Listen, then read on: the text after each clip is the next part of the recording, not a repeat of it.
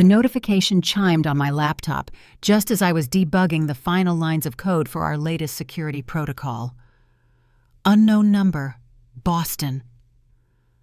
I almost ignored it. 3 years of radio silence had taught me that nothing good ever came from home. But something made me answer. Miss Harrington, this is Edward Thornton, your family's attorney.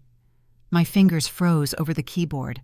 The voice was grave, official, carrying news that would shatter the carefully constructed walls I'd built around my life in Seattle. I'm afraid I have tragic news.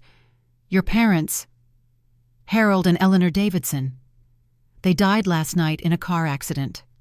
The world tilted. Through the floor-to-ceiling windows of my corner office at Next Tech Solutions, the Seattle skyline blurred into watercolors. What happened? They were driving home from their anniversary dinner. The car went off the road during an ice storm. Mr. Thornton paused, his legal training warring with something more human. But Miss Harrington, there are unusual circumstances surrounding their deaths and matters concerning their estate that require your immediate attention. Unusual circumstances. The phrase echoed in my mind long after I hung up. I stared at my reflection in the darkened monitor, Amelia Harrington. 29. Successful software engineer. The daughter who walked away and never looked back. The daughter who was never supposed to matter. 3 years ago, I'd stood in this same office, tears streaming down my face as I called my assistant to book a one-way ticket away from Boston, away from the family dinner where my father had announced Cassandra as his heir apparent, where my mother had smiled and said, "Amelia has her computers. She's made it clear she's not interested in real estate." I hadn't been asked. I'd been dismissed. But unusual circumstances. What could be unusual about Harold and Eleanor Davidson's perfect, planned life finally meeting an imperfect end? My business partner knocked and entered. "Amelia, you look like you've seen a ghost." "My parents are dead." The words felt foreign, like speaking a language I'd forgotten. "I have to go to Boston." That night, as my plane lifted off from SeaTac Airport, I pressed my forehead against the cold window and watched Seattle disappear beneath the clouds. I'd built a life here, friends who valued my mind over my family name, work that challenged me, success I'd earned with my own hands. Going back felt like willingly stepping into quicksand. But unusual circumstances, the phrase wouldn't let go. The memories hit the moment I saw Boston's skyline, a lifetime of being second best, of being the spare when Cassandra was the heir. Growing up in the shadow of my sister's golden perfection had been like trying to grow flowers in an eclipse. Cassandra was 2 years older, blessed with the kind of effortless charm that made adults melt and open doors without effort. Where I was awkward and bookish, she was graceful and social. Where I excelled academically, she excelled at making people feel special, important, seen. Our parents never hid their preference. At Christmas, Cassandra's gifts were thoughtful, expensive, exactly what she'd hinted at wanting. Mine were practical books, educational toys, things to develop my potential. At dinner parties, Cassandra was invited to join the adults while I was sent to my room. "She has such poise for her age," guests would say, "and so charming."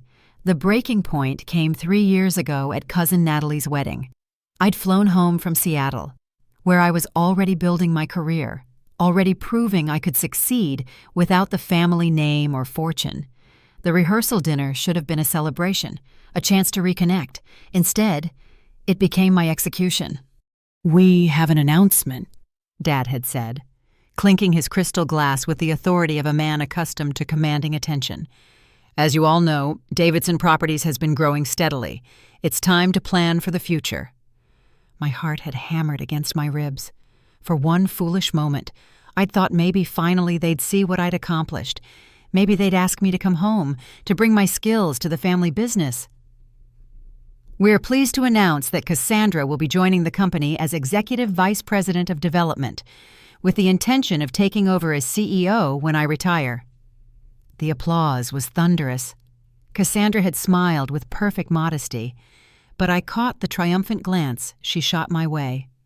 The look that said, "I won." "What about Amelia?" Aunt Grace had asked. And I'd felt a flicker of hope. Mom's laugh had been light, dismissive. "Oh, Amelia has her computers in Seattle. She's made it clear she's not interested in real estate." Made it clear? As if I'd ever been given the choice. As if anyone had ever asked what I wanted. That night, I'd found Dad in his study, surrounded by the leather-bound books and oil paintings that proclaimed the Davidson legacy. "You know this is how it had to be," he'd said without preamble. "Cassie has the personality for this business, the charm, the social skills. You're brilliant, Amelia. But you're too analytical, too rigid. This business is about relationships, intuition. Your sister feels the market. You'd analyze it to death.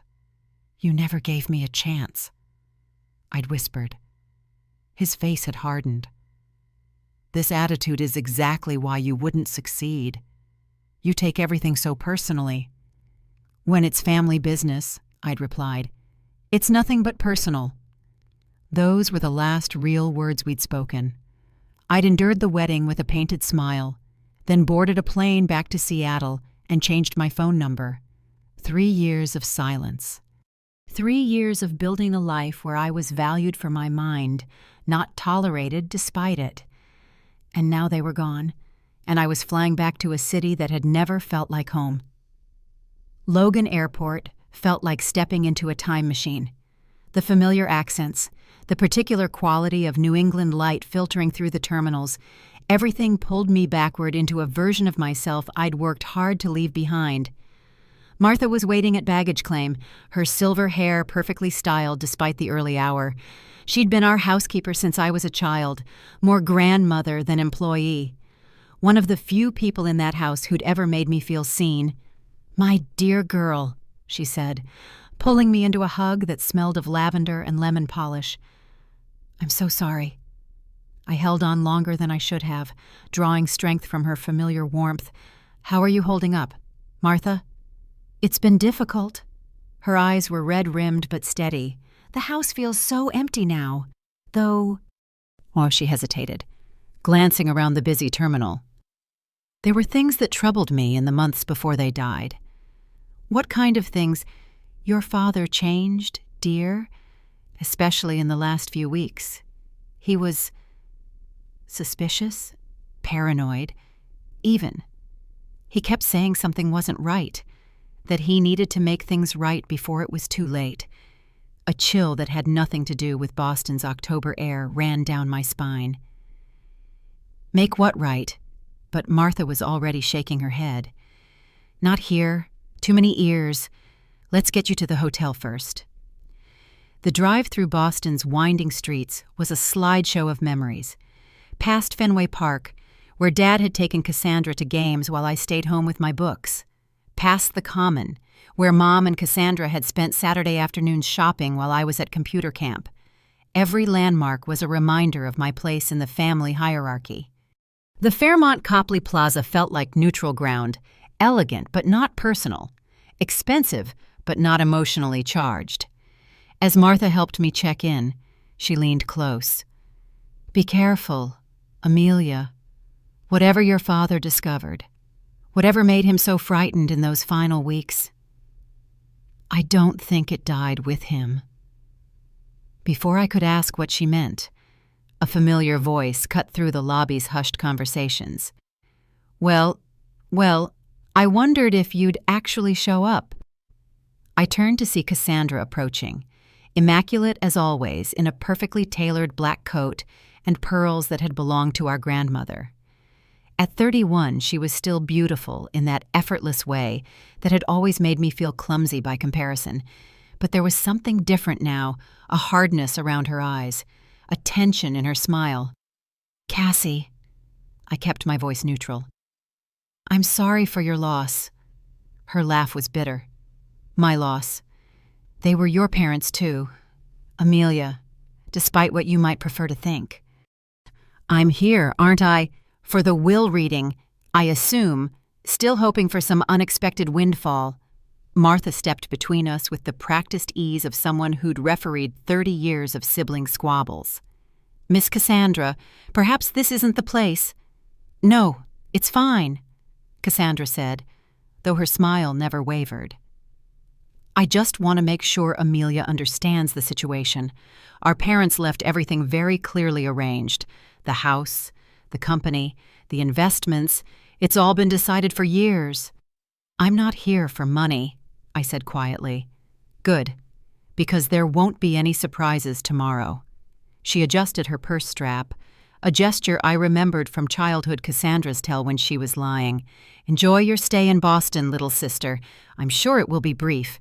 She click-clacked away on designer heels, leaving behind the scent of expensive perfume and something else, something that smelled like fear. She's scared, Martha murmured, echoing my thoughts. Of what? That's what we need to find out. Your father. He found something. Amelia. Something that made him question everything he thought he knew about his daughters. As we rode the elevator to my room, I couldn't shake the feeling that I was walking into something much more dangerous than a simple will reading. The unusual circumstances Mr. Thornton had mentioned. Martha's warnings, Cassandra's barely concealed panic, they all pointed to secrets that had been buried for years. Tomorrow, I would learn just how deep those secrets went. Mr. Thornton's office was exactly as I remembered, walls lined with leather-bound law books. The smell of old paper and furniture polish, windows overlooking Boston Common. But the man behind the mahogany desk looked older than his 65 years, his silver hair disheveled and his usually immaculate suit wrinkled. "Miss Harrington," he said, rising to shake my hand. "Thank you for coming. Please, sit down." I settled into the familiar leather chair, the same one I'd sat in years ago when he'd explained trust funds and college planning, back when I was still part of the family's future. I asked you here early because what will transpire at the official reading may come as a shock. He removed his glasses and cleaned them with trembling hands. Your father came to see me 3 weeks before the accident. He was agitated, frightened, even. He said he'd discovered something that changed everything. My pulse quickened. What kind of something? Instead of answering directly, Mr. Thornton opened his desk drawer and withdrew a sealed envelope. He asked me to give this to you first, before the reading. He said if anything happened to him, you needed to understand his final decision. The envelope was heavy, expensive stationery with my name written in Dad's familiar handwriting. My hands shook as I opened it. Amelia, if you're reading this, I'm gone, and I've lost the chance to say these things to your face. That's my failure, not yours. 3 weeks ago, I discovered that Cassandra has been systematically embezzling from Davidson Properties. Worse, she's been in contact with Marcus Way of Meridian Development, planning to sell off our most valuable assets at below-market prices once she inherits. The company our family built would be dismantled within a year, but that's not the worst of it. When I confronted her, when I told her I was changing my will, Amelia, I believe she and Marcus are planning to kill us. I've hired private security, changed our routines, but I fear it may not be enough. I know I failed you. I know I let prejudice and old-fashioned thinking blind me to your true worth. You were always the one with the vision, the integrity, the strength to lead. I should have seen it years ago. I've changed my will. You'll inherit everything the company, the houses, all of it. Use your gifts to save what we built. Trust no one except Edward Thornton and Martha. And please, if you can find it in your heart, forgive a foolish old man. With love and regret, Dad. The letter fluttered from my numb fingers. He's leaving me everything. Mr. Thornton nodded gravely. The will was amended and properly witnessed. But Amelia, there's more. Your father also suspected that your parents' death wasn't an accident. The room spun. What are you saying? The police found evidence of tampering with their car's brake lines. The ice storm was manufactured. Someone cut the hydraulic fluid line. Your parents were murdered. I gripped the arms of the chair, fighting waves of nausea. Cassandra, we believe she's being manipulated by Marcus Way. Our investigation suggests he's the mastermind, using your sister's feelings for him to orchestrate the whole scheme. Investigation. Mr. Thornton's expression was grim. Your father hired a private detective. The evidence is extensive. Marcus Way has done this before, identified family businesses in transition, seduced heirs, then acquired the companies at fraction of their value. Davidson Properties would have been his biggest score yet. He handed me a thick folder. Everything's in here: financial records, surveillance photos, recorded conversations. Your father documented everything before he died. The official will reading 2 hours later was a masterpiece of legal theater. Cassandra arrived in full widow's weeds black dress, pearls, perfect makeup with just enough smudging to suggest tasteful grief. She brought Jacob Martinez with her, a slick corporate lawyer who specialized in contested inheritances, the conference room filled with relatives, business associates, and curiosity seekers. Cassandra held court near the windows, accepting condolences with grace and just enough vulnerability to remind everyone how much she'd lost. I sat quietly in the back, the folder of evidence burning against my chest like a ticking bomb. Mr. Thornton began with the standard legal language, minor bequests to charities and distant relatives. Cassandra relaxed visibly as these proceeded without surprises. She even managed a small smile when he announced she would inherit Mom's jewelry and the summer house in the Hamptons.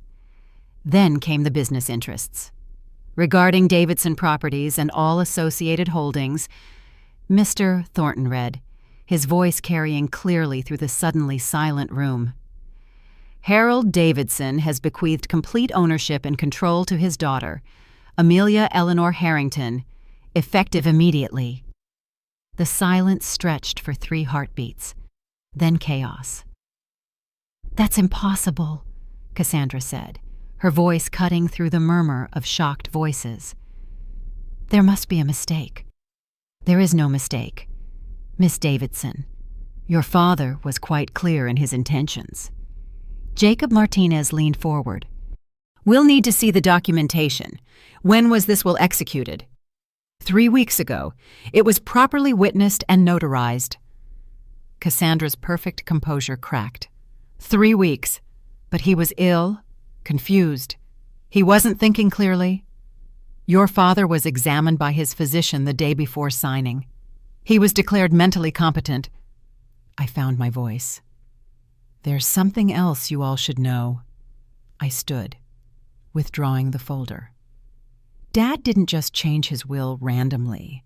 He discovered that Cassandra has been embezzling company funds and planning to sell off assets to Meridian Development. The room erupted. Relatives gasped. Business associates exchanged meaningful looks, and Cassandra went white as paper. That's a lie, she said, but her voice shook. Is it? I opened the folder and withdrew a photograph. This is you and Marcus Way at the Ritz-Carlton last month. The private investigator captured quite a bit of your conversation about liquidating the waterfront properties. Jacob Martinez was on his feet. This is harassment. We'll contest the will on grounds of undue influence and defamation. You can try, I said calmly. But you should know that the evidence extends beyond embezzlement. Dad believed that he and Mom were murdered because of what he discovered. The room cleared quickly after my bombshell. Only family members and Mr. Thornton remained, along with Detective Ray Sullivan, whom Mr. Thornton had asked to attend. Detective Sullivan was a compact man in his 50s, with the kind of steady gaze that suggested he'd seen everything twice. Miss Harrington, we've been investigating your parents' deaths for the past week. The evidence of foul play is substantial. He opened his own folder and spread photographs across the conference table. The brake lines were cut with precision tools. The hydraulic fluid was drained gradually, ensuring failure would occur at high speed. This wasn't random, it was professional.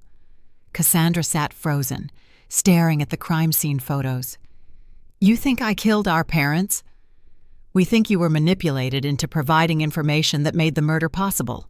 Sullivan replied, "Your boyfriend, Marcus Way, has a history of this kind of operation.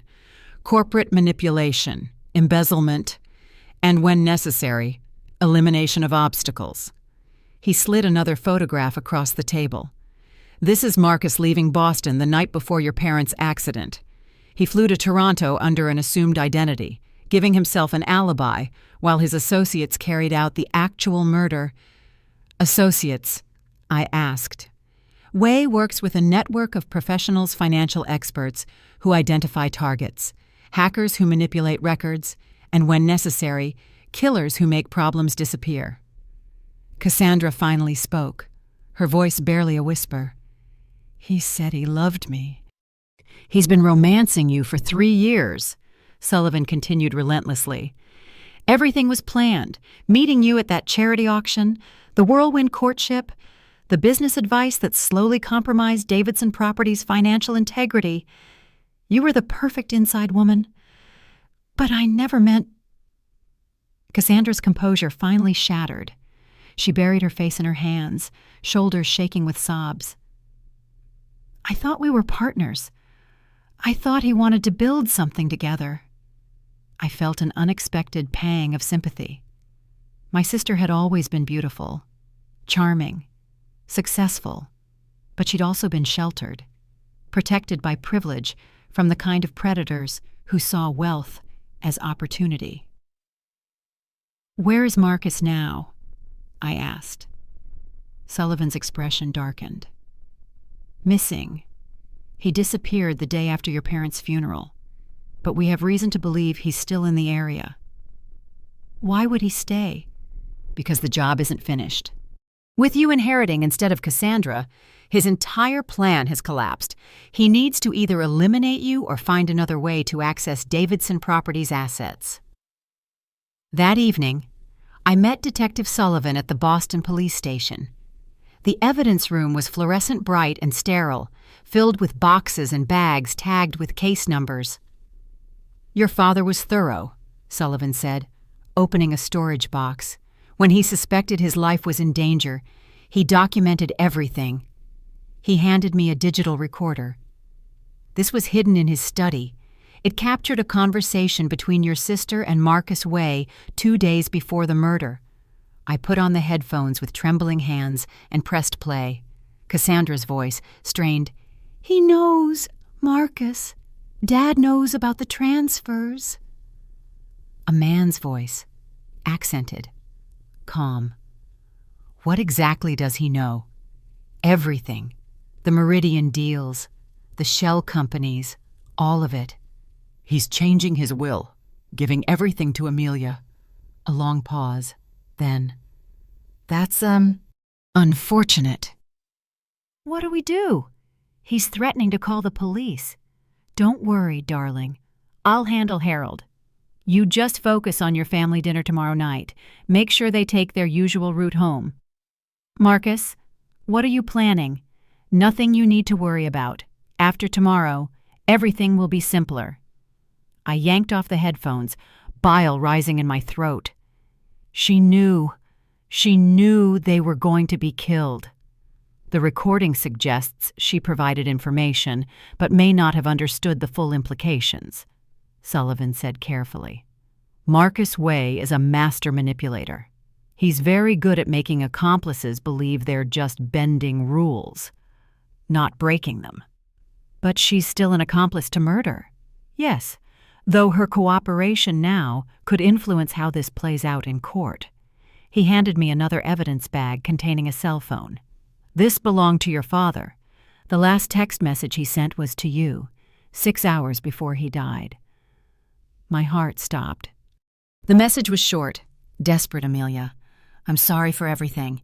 If something happens to me, the truth is in my study safe. Combination is your birthday. I love you. I never got this. I whispered. "We know. Marcus Way had your parents' phones cloned. He was intercepting all communications." The pieces were falling into place, painting a picture of systematic isolation and manipulation that went back years.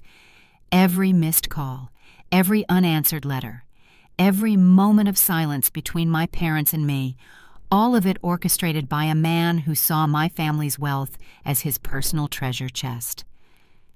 "Detective," I said slowly, "if Marcus Way is still in Boston, what's stopping him from trying again?"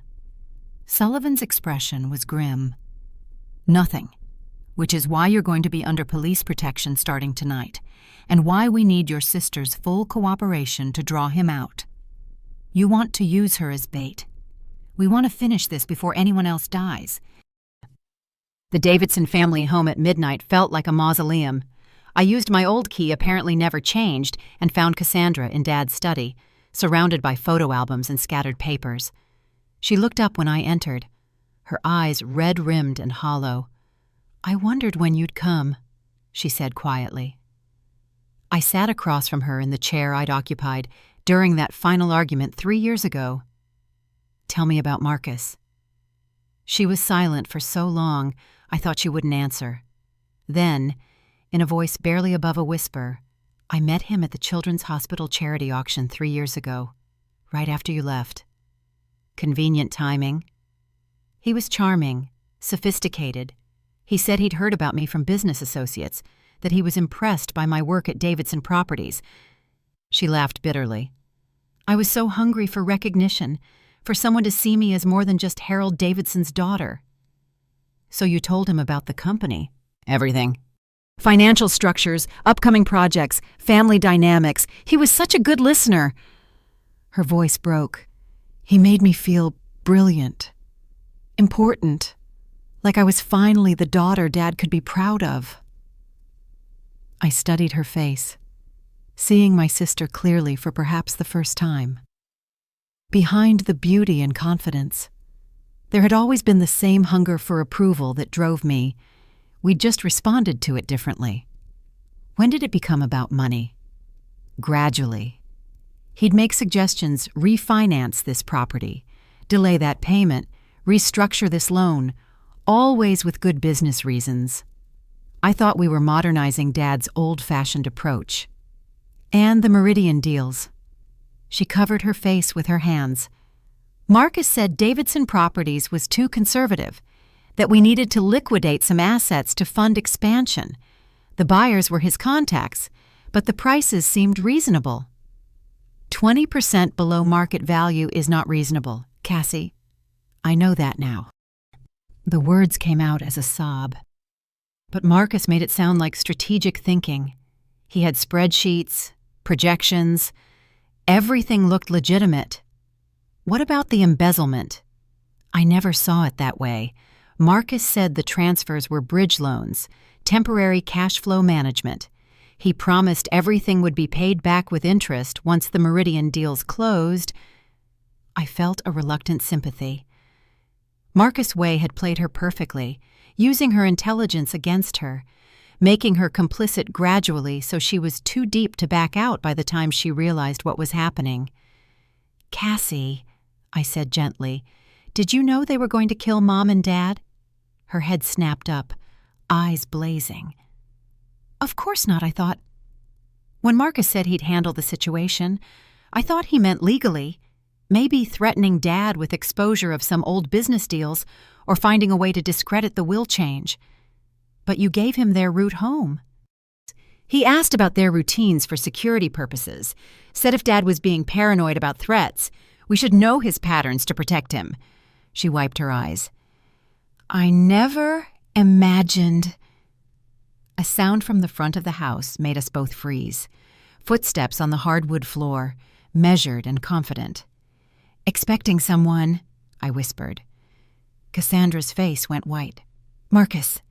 He said he might come by tonight to discuss our options." The study door opened, and I got my first look at the man who had orchestrated my family's destruction. Marcus Way was younger than I'd expected, maybe 40, with the kind of sleek handsomeness that belonged in a cologne advertisement. His smile was warm, his manner relaxed. Nothing about him suggested the calculating predator I knew him to be. "Cassandra, darling," he said, then paused when he saw me. "And you must be the famous Amelia. I've heard so much about you." "I'm sure you have. Who are you?" I stood slowly, positioning myself between Marcus and the door. "Detective Sullivan told me you've been busy." His smile never wavered. "Detective Sullivan has an active imagination. I'm simply a businessman who fell in love with a beautiful woman and tried to help modernize her family's company. By embezzling funds and murdering her parents." Such dramatic accusations. He stepped further into the room, and I noticed the bulge under his jacket. "Cassandra, you haven't been talking to the police. Have you—" "Marcus," Cassandra said, her voice shaking. "They have recordings. They know about the brake lines, the financial transfers, everything." His expression shifted, the warmth draining away to reveal something cold and reptilian. "That's disappointing. I'd hoped we could resolve this amicably." "There's nothing to resolve," I said. "The police know you're here. This house is under surveillance." "Actually, it's not." He withdrew a pistol from his jacket, keeping it low but visible. "I've been watching for hours.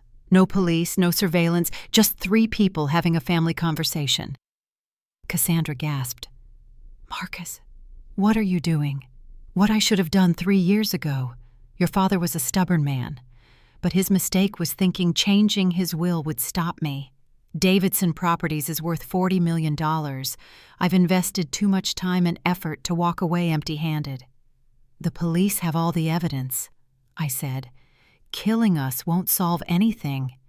It will solve my immediate problem. With both sisters dead, the company will go to probate. My associates have been cultivating the executor for months. We'll acquire the assets for a fraction of their value." He gestured with the gun toward the leather sofa. "Sit down, both of you. This can be quick and relatively painless, or we can make it complicated. Your choice." I sat beside Cassandra on the sofa, my mind racing through possibilities. The nearest phone was on Dad's desk, 15 feet away. The study windows were old, thick glass that wouldn't break easily. The door behind Marcus was our only exit. "You know," I said conversationally, "I've always wondered how you found us.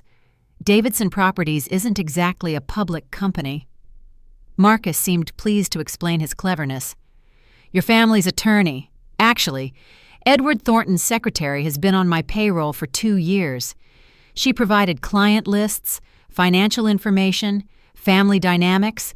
When I learned about the succession planning, Cassandra seemed like the perfect entry point. The charity auction wasn't an accident. I prefer to call it a strategic introduction, though I must admit, your sister exceeded my expectations. She was so eager to prove herself worthy of her father's approval that she never questioned my suggestions." Cassandra flinched beside me. "You made me complicit in their murder. You made yourself complicit by being greedy and naive." His tone was matter-of-fact, almost bored. "I simply provided opportunities." While he talked, I'd been slowly sliding my hand toward the cushions, searching for anything useful. My fingers touched metal, a letter opener Dad had always kept beside his reading chair. "What I don't understand," I continued, "is why you stayed in Boston. You could have disappeared after the funeral." "Because the job wasn't finished. Your father's will change created complications, but not insurmountable ones." He checked his watch. "In about 10 minutes, this house will experience a tragic gas leak. 2 sisters, overcome by grief, turned on the stove and forgot to light it. By the time the explosion is investigated, I'll be on a plane to somewhere without extradition treaties." Cassandra made a small sound of terror. I squeezed her hand, then palmed the letter opener. "One question before you kill us," I said. "How did you know Dad had changed his will?" Marcus smiled coldly. Your sister told me, of course. She called me in tears the night he confronted her about the financial irregularities. Daddy was threatening to cut her off completely, leave everything to his brilliant younger daughter. We couldn't allow that. I never said you should kill them, Cassandra protested. You didn't have to. When you told me Harold was driving to that restaurant for their anniversary dinner, when you mentioned their usual route home, you gave me everything I needed. You manipulated her, I said quietly. She never had a real choice. Everyone has choices. Cassandra chose greed over family loyalty. You chose rebellion over conformity. Your parents chose favoritism over fairness. He raised the gun. I'm simply choosing the most profitable outcome.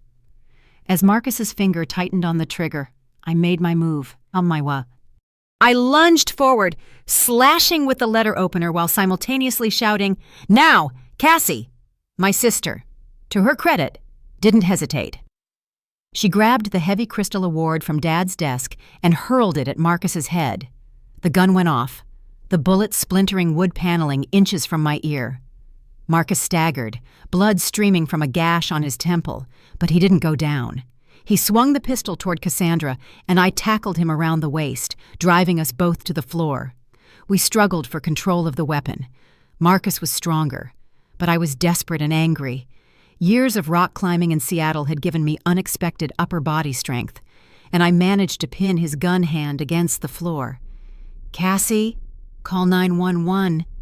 I gasped, but when I looked up, my sister was standing frozen by the desk, staring at something behind me. I wouldn't, said a new voice. I turned to see two men in dark clothing standing in the study doorway. They moved with the fluid precision of professionals, and both held weapons. Marcus, you're getting sloppy, the taller one said. This was supposed to look like an accident. Marcus pushed me off and stood, retrieving his gun. Complications. The younger sister is more resourceful than expected. Well, fix it. We have a schedule to keep. That's when I realized the truth. Detective Sullivan had been wrong. We weren't dealing with just Marcus Way and a handful of associates. This was a larger operation, with multiple layers of professionals who made people disappear for a living. Cassie, I said quietly. The phone. But my sister wasn't moving toward the desk. She was backing toward the window, her face white with terror. I'm sorry, she whispered. I'm so sorry. Amelia. Then she grabbed Dad's brass reading lamp and hurled it through the study window. Glass exploded outward as she screamed at the top of her lungs, Help murder someone, help us! The response was immediate. Floodlights blazed to life outside the broken window, and voices shouted through bullhorns, Boston police, the house is surrounded. Marcus and his associates spun toward the window. And I realized what had happened. Detective Sullivan had been right about the surveillance. They'd just been better hidden than Marcus expected. Throw down your weapons and come out with your hands visible. Marcus's face contorted with rage. You lying bitch! He snarled at me. You said there was no surveillance. I lied, I replied simply. One of his associates was already moving toward the back of the house, but the sound of splintering wood from the front entrance told us the police weren't waiting for cooperation. This way, the taller gunman said, grabbing Cassandra around the throat. She's our ticket out. But my sister had found her courage. Instead of submitting, she drove her elbow back into his solar plexus and stomped on his instep with her stiletto heel. He howled and loosened his grip just enough for her to break free. Marcus raised his gun toward her, but I was already moving. I hit him with a football tackle that would have made my high school coach proud, and we crashed into Dad's bookshelf.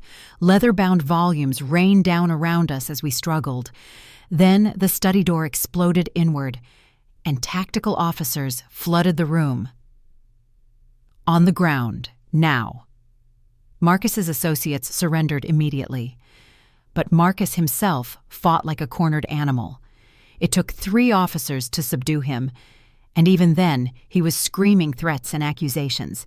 "You have no idea what you're interfering with. This operation has backing you can't imagine. I'll destroy all of you." Detective Sullivan appeared in the doorway, surveying the chaos with satisfaction.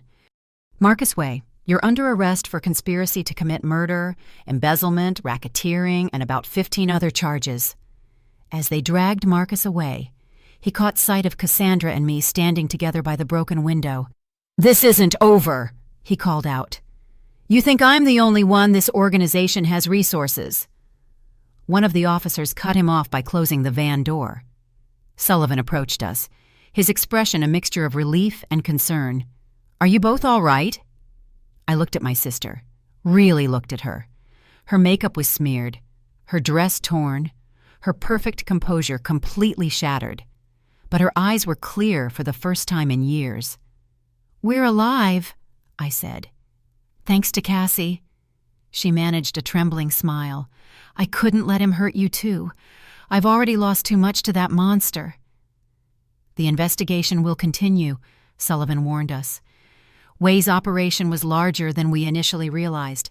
There may be other associates, other targets. You'll both need protection until we've rounded up the entire network." "What about the company?" Cassandra asked. I considered the question. Davidson Properties was mine now, along with all the responsibility that entailed. But looking at my sister, seeing the real person beneath the perfect facade, I realized there might be a different path forward. "We'll figure it out," I said, "together." 3 weeks later, I found Cassandra in the hospital's private room, finally released from observation after her psychological evaluation. The doctors had determined that her involvement with Marcus Way was the result of systematic manipulation rather than criminal intent, but the trauma of realizing how thoroughly she'd been used had taken its toll. "How are you feeling?" I asked, settling into the visitor's chair. "Like I've been living someone else's life for 3 years," she said quietly. The doctors explained how Marcus used classic grooming techniques, love bombing, gradual isolation from family, incremental boundary violations. It's embarrassing to realize how textbook I was. "You weren't stupid, Cassie. You were lonely and looking for validation. He's a professional predator who's done this before." She turned to stare out the window at the Boston skyline. "I keep wondering what would have happened if I'd been stronger, smarter, if I'd questioned his suggestions instead of just going along with everything. Then he would have found another way in, or another target entirely. Dad's investigation showed that Marcus had backup plans if you hadn't been receptive. He would have approached me directly, or found a way to infiltrate the company through employees or business partners. Still, Mom and Dad would be alive if I hadn't told him their anniversary dinner plans." I reached for her hand. "Marcus would have found another opportunity. Predators like him don't give up after one failure. They adapt and try again. The guilt belongs to him, not you." She squeezed my fingers, and for the first time since childhood, I felt like we were truly sisters rather than competitors. "Amelia," she said, "I need to tell you something about the letters Dad sent you over the years." My heart sank. "You did intercept them." "Some of them. Marcus convinced me that maintaining your distance was better for everyone, that you were happy in Seattle, and contact would just reopen old wounds." She met my eyes. "But some of them, I never saw them at all. Dad must have sent them directly. I never received any letters." Then Marcus was intercepting mail at the source. He had contacts everywhere: the post office, Dad's secretary, probably even your building in Seattle. The scope of the manipulation was staggering. Marcus hadn't just isolated me from my family, he'd isolated my family from me, creating a perfect information vacuum that allowed him to control every narrative.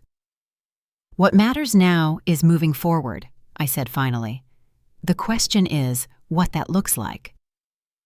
6 months later, I stood in the renovated Davidson Properties headquarters, watching teams of contractors install state-of-the-art security systems and modern technology infrastructure. The company my grandfather built was getting a 21st-century upgrade.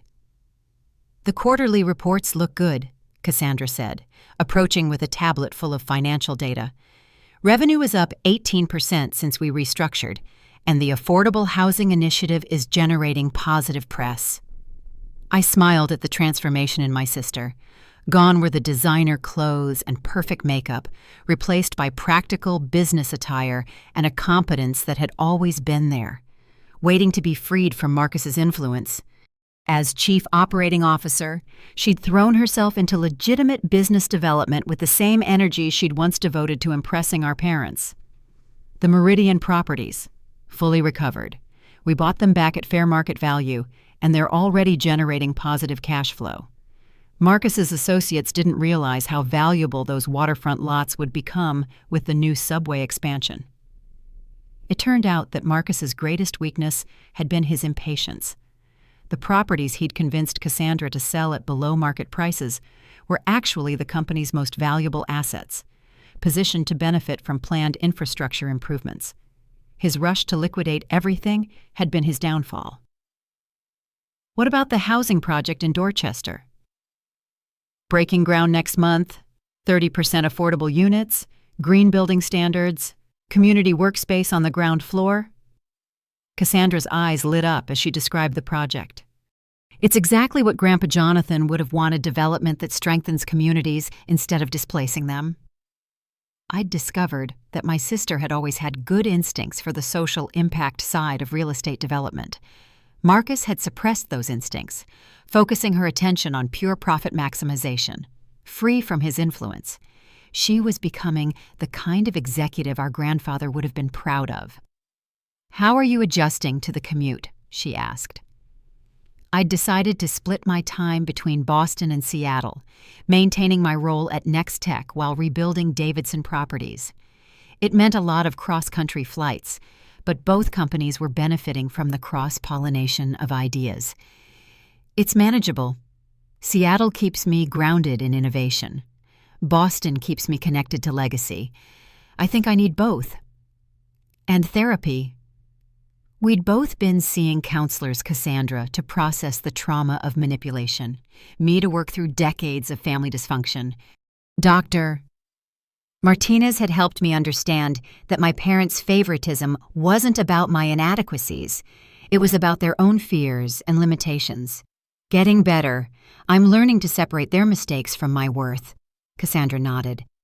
Marcus spent 3 years convincing me that I was only valuable for what I could provide him. It's taking time to remember that I have worth beyond my usefulness to others. We both do. 1 year after that terrible night in Dad's study, I stood in the same room now converted into a conference space for the Davidson Foundation, our nonprofit arm focused on ethical development and community building. The walls were lined with photos of our project's affordable housing developments, community centers, green building initiatives. Dad's old desk had been replaced with a round conference table where foundation board members could collaborate as equals. Martha knocked and entered, carrying tea service on the silver tray she'd used for 40 years. "The reporter from the Globe is here for your interview," she said, setting down the cups. "And Miss Cassandra is on her way over." I'd finally agreed to tell our story publicly, partly to help other families recognize manipulation tactics, partly to honor Mom and Dad's memory by showing how their legacy had evolved. "Any word from Detective Sullivan?" "Marcus's trial starts next month. He's facing life in prison. The prosecution has evidence linking him to similar schemes in at least 6 other cities." Martha's expression was satisfied. "Justice may be slow, but it's thorough." Cassandra arrived as Martha was leaving, looking confident and relaxed in a way I hadn't seen since childhood. The past year had been transformative for both of us, but especially for her. Free from the pressure to be perfect, she'd discovered a talent for innovative project management and community outreach. "Ready for this?" she asked. "As ready as anyone can be to air family secrets in the Boston Globe. It's important, though, if our story helps one family recognize manipulation or prevents another Marcus from succeeding." She was right. The reporter, Janet Chen, had approached us through the foundation, interested in exploring how financial predators target family businesses. Our story had become a case study in vulnerability and recovery. "There's something I want to tell you before she gets here," Cassandra said. "Jacob asked me to dinner again." I raised an eyebrow. Jacob Martinez was the assistant district attorney who'd worked on Marcus's prosecution smart, ethical, and clearly smitten with my sister's transformation from victim to survivor. And I said yes. "Dr. Rodriguez thinks I'm ready to try trusting someone again, as long as I maintain my boundaries and independence. What do you think?" "I think I'm terrified and excited in equal measure, but that feels healthy." It did. For too long, both of us had been driven by fear, my fear of inadequacy, her fear of disapproval. We were learning to make choices from hope instead. The conference room door opened, and Janet Chen entered with a photographer. She was younger than I'd expected, maybe 30, with the focused energy of someone who took journalism seriously. "Miss Harrington, Miss Davidson, thank you for agreeing to this interview. I know it can't be easy to revisit such painful events." "It's necessary," I said simply. "Predators like Marcus Way rely on shame and secrecy to operate.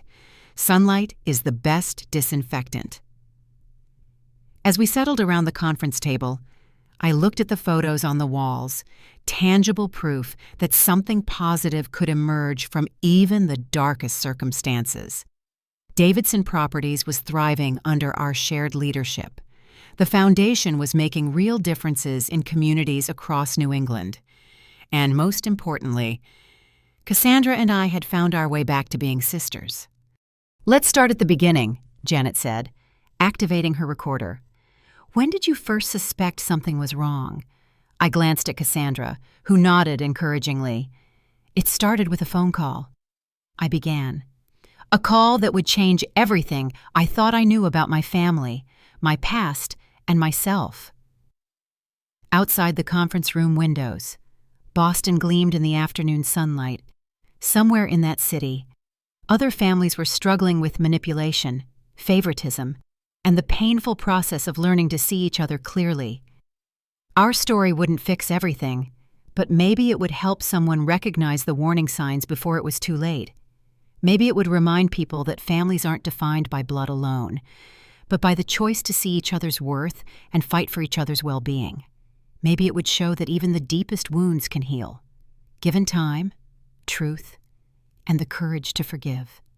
As I told our story to the reporter, with my sister beside me and our parents' transformed legacy surrounding us, I realized that sometimes the greatest inheritance isn't money or property or business success. Sometimes it's the chance to become the person you were always meant to be, free from the expectations and manipulations that kept you small. Sometimes it's the opportunity to build something better from the ashes of what came before. And sometimes, if you're very lucky, it's the gift of a second chance with the people who matter most.